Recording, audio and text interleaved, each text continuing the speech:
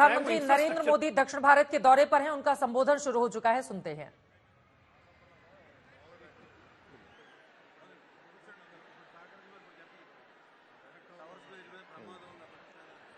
దయచేసి అందరూ ఆ ఎలక్ట్రికల్ లైట్స్ అన్ని ఉన్నాయి, ఎలక్ట్రికల్ కనెక్షన్స్ ఉన్నాయి. దయచేసి మీ ప్రాణాల మీద ప్రధానమంత్రి గారు ఎప్పుడు ప్రోటోకాల్ బ్రేక్ చేసి మరి మీకోసం వచ్చారు. దయచేసి వాటి మీద सीटें हैं। आप देख लीजिए कि एनडीए के नए साथी दलों के साथ प्रधानमंत्री नरेंद्र मोदी का ये कार्यक्रम चल रहा है। हालांकि 2019 में बीजेपी का खाता नहीं खुला था, जगन मोहन रेड्डी की पार्टी ने यहां पर कमाल किया था, लेकिन इस बार पूरी ताकत दिखाने की कोशिश है और ज्यादा से ज्यादा सीटें दक्षिण भारत से मिल सके उसकी कोशिश की जा रही है। वापस डिबेट पर आते हैं, उसके बाद पीएम का संबोधन जैसे शुरू होगा आपको दोबारा लेकर चलेंगे। अजय जी अपनी बात को पूरी करें, उसके बाद बाकी मेहमानों के पास जाऊंगी। मैं वही कह रहा हूं कि प्रधानमंत्री जी आज ये कहते हैं कि प्रधानमंत्री, इन्होंने कहा कि प्रधानमंत्री जी अकेले सब निर्णय लेते हैं। जी नहीं, अकेले निर्णय नहीं लेते हैं। जनता के इतने सुझाव आते हैं। प्रधानमंत्री जी बहुत अच्छे लिसनर हैं। कभी समझा कीजिए प्रधानमंत्री क्यों ऐसा कर पाते हैं। नायाब नायाब आइडियाज उनको आते क्यों हैं? क्योंकि वो आम आदमी से उठे हैं, आम आदमी की पीड़ा समझते हैं और आम आदमी से आज भी कम्युनिकेट करते हैं। जरा नमो ऐप पे कभी जाके देखिए, आप लोग सबको बोल रहा हूं, जितने विरोधी लोग हैं, कि मोदी का मजबूत पक्ष जानिएगा तब तो मोदी से लड़िएगा। सिर्फ मोदी विरोध और मोदी नफरत मोदी से नहीं लड़ पाइएगा। उनका क्या मजबूत पक्ष है? राहुल गांधी के एडवाइजरी कौन है? गिन चुन के वही लेफ्टिस्ट क्या नारा दे रहे हैं? कोई नैरेटिव है आपका? देश को आप क्या देंगे भाई? हमें बताओ। मोदी को हटाना है, मोदी को हटाना है, संविधान बर्बाद कर दिया। कौन सा संविधान बर्बाद कर दिया? भ्रष्टाचारियों पे कार्रवाई करना संविधान को बर्बाद करना कहते हैं?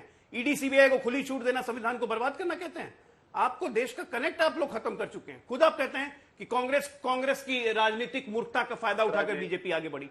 तो भैया जब जानते हो कि कांग्रेस राजनीतिक मूर्ख पार्टी है, तो ऐसे राजनीतिक मूर्ख पार्टी को क्यों जनता चुनेगी? वरुण जी बताइए, आप ही के बोल रहे हैं। 52 सीटें मिली थी ना अजय आलोक जी। चतुरता नहीं थी, आप ऐसी भाषा बोल रहे हैं। उनको भी तो 52 सीटें मिली ही थी और सबसे बड़ा विपक्षी दल तो वही है ना लोकसभा के भीतर। मैंने उनकी भाषा बोल रहा हूँ चित्रा जी, मैं तो उनकी भाषा बोल रहा हूँ। उन्होंने कहा कि कांग्रेस राजनीतिक चतुरता नहीं दिखा सकी। भाई जो राजनीतिक चतुरता न दिखा सके वो राजनीतिक मूर्ख हुआ। तो मूर्खों को क्यों चुनेगा ये देश? जरा आप ही बताइए ना, आपके दर्शक बताएं क्यों मूर्खों को चुने? ऐसे मूर्ख जो परिवारवाद को रिप्रेजेंट करते हैं। आज देखिए बिहार में लालू यादव की बेटी लॉन्च हो गई, छपरा से चुनाव लड़ेंगी। ले अब पूरी फैमिली में 11 की क्रिकेट टीम में 6 प्लेयर आगे मैदान में। अब परिवार के तो बहुत सारे लोग इधर से भी चुनाव लड़ी रहे हैं ना आज। ठीक है वरुण पुरोहित जी, लेकिन उनकी बात तो सही है ना। देखिए एक तरफ चंद्रबाबू नायडू और पवन कल्याण के साथ प्रधानमंत्री नरेंद्र मोदी आंध्र प्रदेश में, जहां पर बीजेपी की एक भी सीट नहीं है, वहां पर उन्होंने अपने राजनीतिक परिवार को बढ़ाकर एनडीए का कुनबा जिस तरह से हाल में बढ़ा है, क्या वो अपने आप में अभूतपूर्व नहीं है? इंडिया गठबंधन जब शुरू हुआ था पटना से, ऐसा लग रहा था कि अब बीजेपी के लिए कितनी मुश्किलें आने वाली हैं, लेकिन धीरे धीरे करके इंडिया गठबंधन के वही सहयोगी छटकते हुए चले गए। तो उसमें जो सबसे बड़ी पार्टी है, ये तो उसी की कमी है ना कि सबको जोड़कर नहीं रख पाई। अब जब चुनाव नजदीक है तो नरेंद्र मोदी, चंद्रबाबू नायडू, पवन कल्याण के साथ आंध्र प्रदेश में रैली कर रहे हैं इतनी बड़ी। वरुण पुरोहित जी। चित्रा जी, अभी कुछ महीना भी नहीं हुए, राम मंदिर के टाइम तक ये था, उनका प्राण प्रतिष्ठा के टाइम तक एक अकेला सप्पेबारी, फिर 15 साल बाद नवीन पटनायक से समझौते, फिर ये आंध्र में समझौते। भैया आप खुद भारी थे तो क्या जरूरत आ रही है आपको सारे दलों को एक साथ? असली बात जो भी आलोक जी छुपा रहे हैं, भ्रष्टाचारी है भाई। जिन पे भ्रष्टाचार के आरोप थे वही तो कह रहा हूँ, आपने पार्टी विद द डिफरेंस के बाद मोदी जी की जो पार्टी की छवि बनी थी वो भी खराब कर दी आपने सबको ले लेके।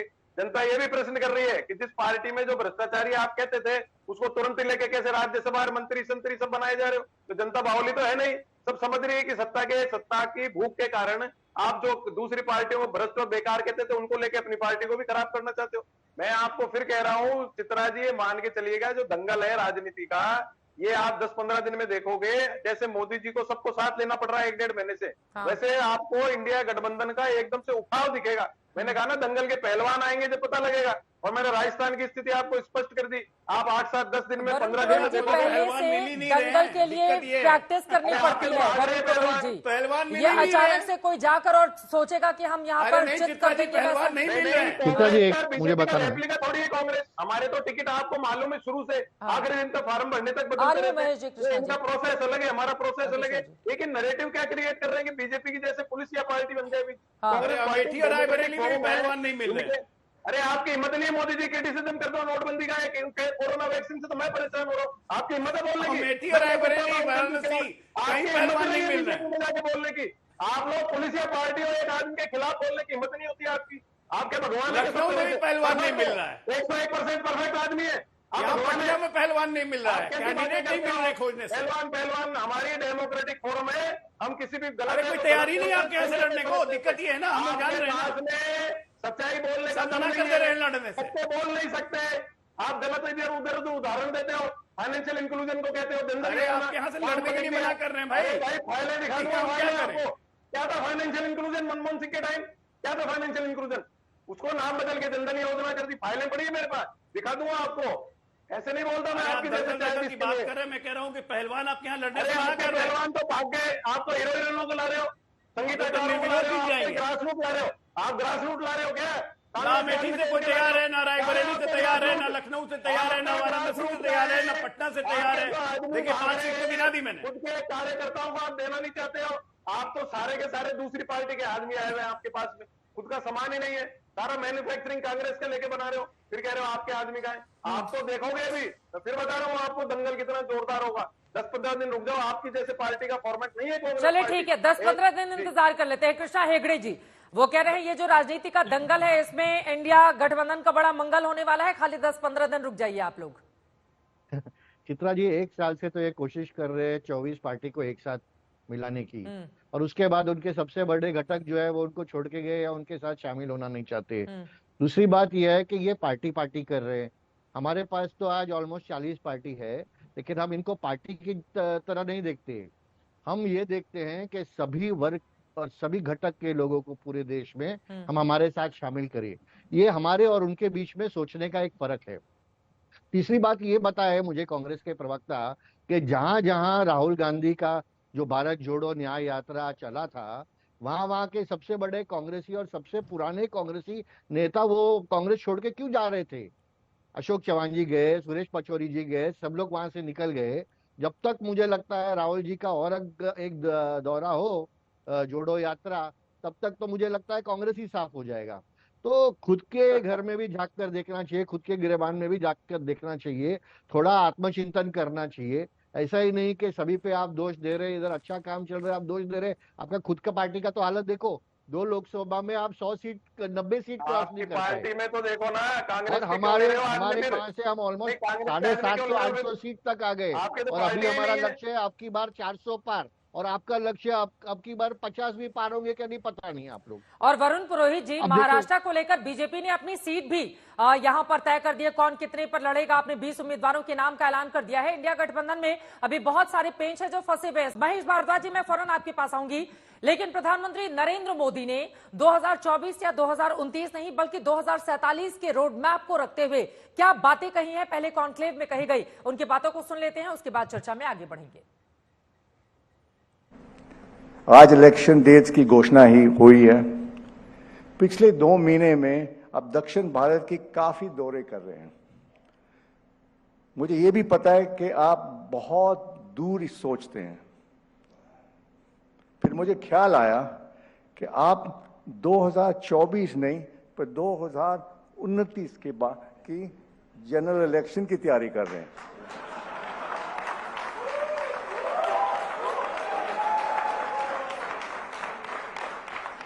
इसमें कुछ सच्चाई है। Honored guests, the Prime Minister of India, this will be his first speech after the election dates have been announced. So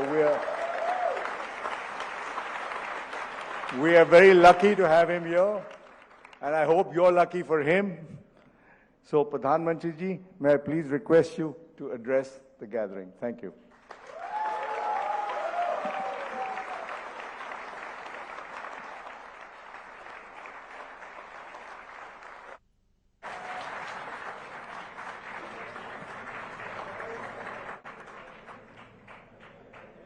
सबसे पहले तो मैं आप सबकी क्षमा मांगूंगा क्योंकि मुझे आने में थोड़ा विलंब हुआ और मैं कर्नाटका से आ रहा था, तो अच्छा नहीं आप जैसे बड़े लोगों को इंतजार कराना चाहिए, और इसलिए मैं आप सबकी क्षमा चाहता हूं। पहले आपके सवाल का जवाब दे दूं। अरुण जी, आपकी पूरी टीम को लगाइए कि मोदी है क्या, ढूंढ के निकाले। आप 29 पर अटक गए।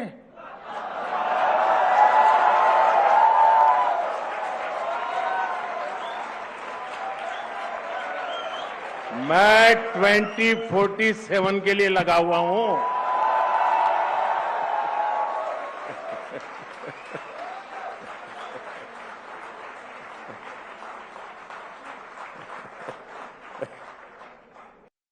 अब प्रधानमंत्री का ये जो आत्मविश्वास है महेश चव्हाण जी, वो विपक्षी दल के किसी नेता में दिखाई ही नहीं देता है। अब आप लोगों से अगर पूछ लिया जाए कि वो तो 370 पार 400 पार का नारा दे रहे हैं, इंडिया गठबंधन को कितनी सीटें मिलने जा रही हैं, तो क्या बताएंगे आप लोग? देखिए, मैं तो ये कहूंगा, ये 370 पार 400 पार का नारा लगाना जनता का अपमान है। जनता चुन के दे, बाद में वो बात करे। अगर ये इतने आत्मविश्वास से बोले तो उसे गर्व कहा जाएगा, और फिर उसके पीछे बहुत सारी चिंताएं है, जैसे कि ईवीएम है, ये वो है, ऐसे सब चीजें बीच में आती है। 2047 तक का रोड मैप रखना बहुत अच्छी बात है। किसी भी देश के प्रधानमंत्री में 20 साल आगे का अगर रोड मैप रखा है तो बहुत अच्छी बात है। अभी दूसरा भी कोई प्रधानमंत्री आएगा नॉन बीजेपी का, विपक्ष में से कोई होगा, तो वो भी यही चाहेगा, क्यों सिर्फ 20 साल। अभी प्रधानमंत्री जी बोल रहे हैं कि 29 तक क्यों सीमित रखते हैं, मैं तो 47 का मैप रख रहा हूँ। मैं तो बोल रहा हूँ कि 2147 तक का मैप रखना चाहिए। क्यों इतनी छोटी सोच होनी चाहिए, आप बताइए मुझे। ये वाली बात भी वो बोल चुके हैं कल इसी मंच पर। उन्होंने कहा कि हम जो तैयारी करेंगे अगले 1000 सालों तक राष्ट्र सशक्त होगा इससे। महेश चव्हाण जी, ये वाली बात भी वो ही बोल चुके हैं। एग्जैक्टली, तो मैं भी वही कह रहा हूँ कि किसी की भी सोच छोटी नहीं होनी चाहिए। देश का प्रधानमंत्री की सोच, उसके मतलब उसके जो पद है उसकी गरिमा को ध्यान में रखते हुए उन्होंने वो सोच रखनी चाहिए। कोई बात नहीं है, अगर उनको कहना है कि उनको लगता है कि वही जीत कर आएंगे, ठीक है, उनको लगता है। कोई भी चाहेगा कि वो जीत कर आए, लेकिन मेरा कहने का इधर मतलब ये है कि जनता के लिए हम सही में क्या करने जा रहे हैं, कर रहे हैं कि नहीं कर रहे। मैं अभी आपको थोड़ी सी कुछ बातें बताऊं यहाँ पर, अगर 2 मिनट आप मुझे देती हो तो। अभी हाँ, चित्रा जी देखिए, अभी रोड मैप क्या है, विकसित भारत क्या है। पहली बात तो बात करेंगे जीडीपी की। हम लोग देख रहे हैं देश की जीडीपी। अभी ये बोलेंगे जब आपके समय में जीडीपी का ग्रोथ रेट क्या था, इतनी स्लो आपकी ग्रो हो रही थी। अभी देखो हमने क्या किया। आज हम कहाँ पर है चित्रा जी, आज हम $3 ट्रिलियन पर अटके हुए। तो हमें चाहिए कि आज हमारी जो जनसंख्या है उसके हिसाब से अगर बात करें, और उसके साथ पहली नंबर पे जो है, दूसरे नंबर पे जो है, तीसरे नंबर पे, हम तीसरे नंबर पे है, और हम सोच रहे कि हम ग्रो करें। दूसरे नंबर पे चाइना है, फर्स्ट नंबर पे यूएसए। अभी यूएसए की अगर आप जीडीपी देखोगे तो उनकी जीडीपी $25 मिलियन के ऊपर है। उनकी जनसंख्या है 35 करोड़, और हमारी जनसंख्या है 140 करोड़, जो अमेरिका की जनसंख्या से 4 गुना ज्यादा है। तो हमारी जीडीपी भी उनसे 4 गुना ज्यादा होनी चाहिए, ये हमारी कंपैरिजन होनी चाहिए। तो हमारी जीडीपी $100 ट्रिलियन की होनी चाहिए। हाँ। ये लक्ष्य होना चाहिए, ना कि 3 से 5 ट्रिलियन डॉलर। दूसरी बात, सिर्फ हाँ। जीडीपी जी, हाँ, 3 से 5 पे हम लोग जाने की सोच रहे हैं ना। पांचवी अर्थव्यवस्था है, 5वीं से तीसरी पर जाने की बात हो रही है कि तीसरी थर्ड टर्म में हम तीसरी सबसे बड़ी अर्थव्यवस्था होंगे। चित्रा जी, मैं बात कर रहा हूँ $3 ट्रिलियन जो अभी है, उससे हम $5 ट्रिलियन पे जाने की जो बात हो रही है उसके बारे में बात कर रहा हूँ। तो मेरा कहना यह है, हाँ, तो मेरा कहना यह है। दूसरी बात इंपॉर्टेंट ये है कि सिर्फ जीडीपी नहीं, जीडीपी पर कैपिटा क्या होता है वो भी बहुत इंपॉर्टेंट है। आज हमारा जीडीपी पर कैपिटा $2,500 के आसपास है। अगर वही जीडीपी पर कैपिटा यूएसए का $68,000 के आसपास है, तो यह बहुत बड़ी गैप है। और दूसरी बात, डिस्पैरिटी नाम की भी चीज होती है हमारे यहाँ। देखिए डिस्पैरिटी कितनी है, अगर वो $2,300 जो है उसमें भी इतनी आप देखते हो। अभी भी एक मुद्दा रखकर मैं रुक जाता हूँ। अभी हम बहुत गर्व से कहते हैं कि हम 80 करोड़ लोगों को 80 करोड़ लोगों को फ्री राशन दे रहे हैं। हाँ। सही है। और उनका कहना यह भी है कि 25 करोड़ लोगों को गरीबी रेखा से ऊपर लाया है। अभी मुझे ये कहना है इधर, अच्छी बात है, गरीबों को देना चाहिए, उनको मदद करना चाहिए, लेकिन उसका दूसरा अर्थ ये भी निकलता है कि आज भी बीजेपी और नरेंद्र मोदी जी की अगुवाई वाली सरकार में आज भी 80 करोड़ जनता भारत देश की ऐसी है जो खुद जो सक्षम नहीं है अजय आलोक का पेट भरने के लिए, उनको गवर्नमेंट की दया पर जीना पड़ रहा है। ये कौन सी बात हुई? बोलिए अजय आलोक जी। उसके बाद किशोर जी आ रही हूँ आपके पास, ब्रिजमोहन जी आपके पास भी। सुनिए, आजादी के बाद मात्र 57 साल लगे हमें, मात्र 57 साल। सत्ता में तो हम नहीं थे, 57 साल लगे 1 ट्रिलियन बनने में। 1 ट्रिलियन से 1.8 ट्रिलियन जो आप हमें दे के गए थे, उसमें लगे 10 साल, 2004 से 14। और 1.8 ट्रिलियन से 3.2 ट्रिलियन हम पहुंचा दिए 10 साल में। ये हमारी उपलब्धि नहीं है। बहुत बढ़िया। पता नहीं कौन से आंकड़ों की आप बात कर रहे हैं। मैं तो आपको फैक्ट और फिगर्स पीरियड के हिसाब से दे रहा हूं। आजादी के बाद से 2004 1 ट्रिलियन, 2004 से 14 1.8 ट्रिलियन, और 2014 से 2024 3.17 ट्रिलियन। इसको हम लक्ष्य बना रहे हैं अगले 5 साल में 2 ट्रिलियन और बढ़ाने का, 5 ट्रिलियन। तो उसमें आपको लगता है कि नहीं हमें आजादी या उसके अनुपात में, तो उसी के अनुपात में अगर आप बात करें तो सबसे बड़ा कसूरवार तो आपके कांग्रेस पार्टी और आपके सहयोगी और आप लोग शरद पवार साहब हो गए। कृषि मंत्री रहे 10-10 साल, क्यों नहीं कृषि ग्रोथ रेट बढ़ा दिया आगे? क्यों किसान आत्महत्या कर रहे थे? अपनी कमियों को देखिए। हम तो अपने अच्छाइयों को आगे निकालने के हमने क्या किया, हम क्या करने का विजन, जरा मैं ऐड कर लूं। विजनरी ग्रोथ कीजिए। आप कम से कम सहयोग नहीं कर सकते हैं तो उसमें नेगेटिव प्रचार करके देश का नाम नीचे तो मत कीजिए। ये तो उम्मीद कर सकता हूं आप लोगों से। लेकिन मोदी विरोध में आप तो देश विरोध की बातें करने लगते हैं। हम क्या कह रहे हैं भाई? हम कह रहे हैं कि एक विकसित भारत का हम सपना देख रहे हैं। अभी हम विकासशील भारत है। अभी हम कौन सा विकसित हो गए? विकासशील भारत है। विकसित भारत बनना है 2047 तक। ऐसा क्या क्या करें कि हम बन जाएं? प्रधानमंत्री यही बात कह रहे हैं कि हमने इतना किया है और करना है। काम की गति बढ़ानी है, क्योंकि 60 वर्षों में काम की गति या काम का फैलाव नहीं हुआ। ठीक है किशोर तिवारी जी, उन्होंने जो बातें गिनाई है, ठीक है। और इसी के साथ ही किशोर तिवारी जी, इस बात को भी हमें ध्यान रखना होगा कि नरेंद्र मोदी का चाहे क्षेत्र में या फिर राष्ट्रीय राजनीति में जब से अभ्युदय हुआ, मोदी को चुनने वाला कोई भी चुनाव नरेंद्र मोदी हारे नहीं है। चाहे वो जितने बार भी गुजरात में सीएम के तौर पर पद संभाल चुके हों या पिछले 2 बार से, और 14 के मुकाबले तो 2019 में उनकी सीटें बढ़ी है ना। आप लोग कह रहे हैं नारे पर नहीं जाना चाहिए। अब की बार मोदी सरकार 2014 का नारा था, अब की बार 300 पार 2019 का नारा था। तो नारे जो गढ़ रहे हैं उसको पूरा भी तो कर रहे हैं किशोर तिवारी जी। आप इन बातों को दरकिनार कैसे कर सकते हैं किशोर जी? नहीं, मैं नहीं करता हूं। मैं और देखिए अखिलेश यादव मुंबई में आप लोगों की रैली में भी नहीं पहुंच रहे हैं। अब क्या फायदा ऐसे इंडिया गठबंधन का कि नेताओं को एक मंच पर भी एकजुट करने में आप लोग कामयाब नहीं हो पा रहे हैं? अरे क्या खराब तबियत के चलते वो शामिल नहीं हो रहे हैं, जो खबर आई है? हाँ देखो, हाँ वो सब ठीक है। मैं एक बात तुमको बता रहा हूँ। अरुण पुरी जी ने बराबर बताया, जो अजय आलोक जी, कि मोदी जी 2019 के लिए ही चुनाव लड़ रहे हैं। 24 का फैसला हो चुका है। तुम पिछले वक्त से साउथ से मुक्त हो गए थे, अब नॉर्थ से भी 19 के लिए लड़ रहे हैं। अरे भाई, वो उन्होंने कहा मोदी जी, आपने बोला इसलिए कह रहा, आपको करेक्ट कर रहा था। नहीं, अरे हाँ, वो 29 के लिए प्रचार कर रहे हैं ऐसा कहा उन्होंने। बहुत चुस्त दुरुस्त कहा। 24 का फैसला हो गया। देखिए, चुनाव के निकाह जो लगेंगे, अभी आप सीरियसली 260 सीटें लड़ रहे हैं और 370 की बात कर रहे हैं। आपने अभी टीडीपी को ले लिया, बीएलडी को ले लिया, आरएलडी को ले लिया। मैं अभी आपको बता रहा हूं, 276 तो हम कैंडिडेट डिक्लेयर कर चुके हैं। 260 कहां से लड़ रहे हैं हम? अरे भाई, केरला वेरला को कैंडिडेट नहीं मोचते। तुम साउथ में कहां लड़ रहे हैं भाई? 276 कैंडिडेट डिक्लेयर कर दिए हमने। अरे मैं सीरियसली बात कर रहा हूँ। जहाँ सीरियसली लड़ना है वहां की बात कर रहा हूँ। बड़ी चिंता हो रही है। अरे मैं नहीं गड़बड़ाया हूँ, मैं गड़बड़ाया नहीं हूँ। पहले तो साउथ से मुक्त थे, अभी नॉर्थ से मुक्त होने को जा रहे हैं। बीजेपी देखो आलोक जी बीच में मत बोलो। बोलना आप कुछ चाह रहे हैं, निकल कुछ जा रहा है। अरे मेरी बात तो सुनो। तुम 180 के ऊपर बीजेपी अकेली चले जाए और एनडीए 220 के ऊपर चले जाए, तो मैंने कई बार बोला है नहीं होने वाला। महाराष्ट्र में तो सुपड़ा साफ हो रहा है। मैं अभी बता रहा हूँ, शाम की रैली आपको बता देंगी जिस प्रकार से राहुल जी को रिस्पांस मिला है। महाराष्ट्र के अंदर कसाई के चाहने से गाय नहीं मरती है किशोर जी। कसाई के चाहने से गाय नहीं मरती है। ओ चित्रा जी देखो, मॉडल कोड ऑफ कंडक्ट लग गया है।